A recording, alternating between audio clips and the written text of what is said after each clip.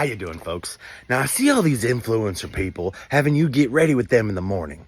But truth is, every morning I just put on a hat and step outside. So instead, here's a video of me turning wood into smaller pieces of wood.